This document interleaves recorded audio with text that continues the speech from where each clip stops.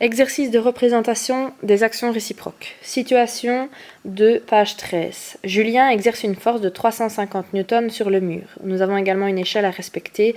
1 cm représente 100 newtons. Nous avons ici décidé de numéroter le personnage 1 et le mur corps numéro 2. Nous allons identifier d'abord les caractéristiques de ces deux forces et puis ensuite les représenter sur l'illustration.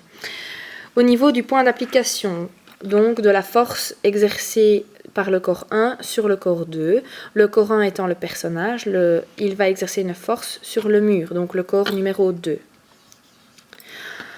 F de 2 sur 1, le mur va en réaction à la force du personnage exercer une force sur celui-ci, donc le mur exerce une force sur le 1, sur le personnage.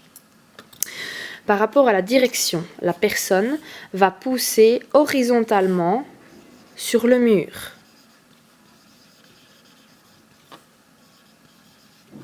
Le mur va faire bouger la personne horizontalement et celle-ci va reculer. La direction est donc la même. La personne va pousser sur le mur vers la droite.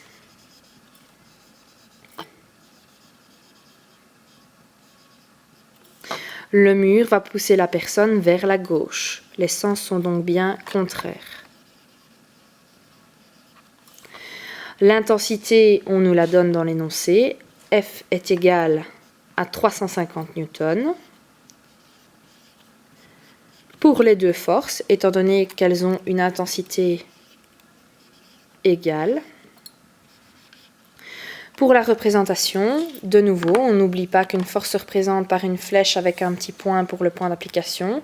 Nous avons donc une première force exercée par la personne sur le mur qui sera sur le corps 2 horizontale et vers la droite. La personne va subir une force exercée par le mur horizontale et vers la gauche. Celle-ci va reculer. Et comme lorsque nous n'avons qu'une seule force, nous n'oublions pas de nommer les vecteurs. Nous avons donc F de 1 sur 2, donc la force exercée par la personne sur le mur. Et nous avons F de 2 sur 1, la force exercée par le mur sur la personne.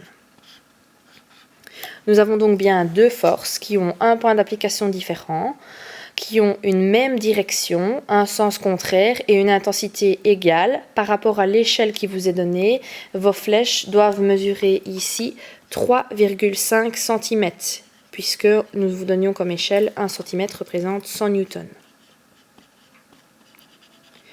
Nous avons un petit peu exagéré l'écart entre les deux points. Ceux-ci peuvent être bien sûr plus rapprochés, mais bien sur les deux corps différents de la situation.